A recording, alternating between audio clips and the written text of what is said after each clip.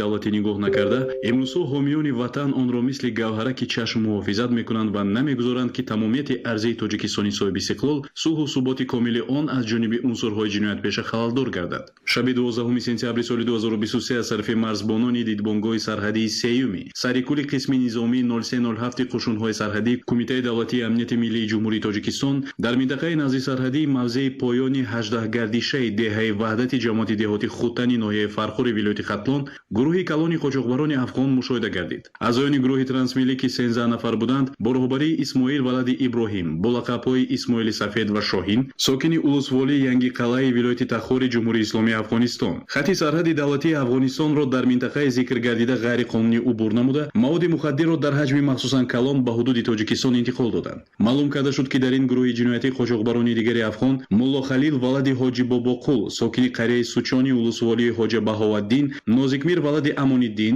Розмаҳмад валади Ҷонмаҳмад, Раҳматулло валади Ҳаётулло, сокинони қарияи Арабкокули улусволии Дашти Қалъаи вилояти Тахори Афғонистон ва дигар ҳаммаслакони ҷиноятии онҳо низ шомил буданд. Дар натиҷаи коркарди чорабиниҳои оперативи ҷустуҷӯӣ, масири ҳаракати қочоқбарони афғон дар ҳудуди мавзеи поёни 18-гардишаи деҳаи ваҳдати ҷамоати деҳоти Хутани ноҳияи Фархор пурра муайян гардида, аз ҳисоби кормандони мақомоти амниятӣ ва сарҳадбонон гурӯҳи махсуси амалиётӣ созмон дода шуд. ҳангоми кӯшиши боздошти қочоқчиён онҳо ба амри гурӯҳи амалиётӣ оид ба таслим шудан итоат накарда, аз тамоми силоҳу лавозимоти дар ихтиёрашон дошта муқобилияти мусаллаҳона нишон доданд. дар натиҷаи оташи ҷавобӣ гурӯҳи мусаллаҳи қочоқбар ба задухурди мусаллаҳона тоб наварда бо истифода аз торикии шаб ба самти Афғонистон фирор намуданд. зимни аз назаргузаронии ҷои ҳодиса 16 бор халтаи полиэтилении гуногунранги дорои 360 бастаи маводи нашовар ки миқдори махсусан калонро ташкил медиҳад дарёфт ва мусодира карда шуд. натиҷаи ташхиси маводи мусодирашуда нишон дод ки он воситаи нашадори нави ҳашиш буда, вазни холисаш зиёда аз 260 килограммро ташкил медиҳад.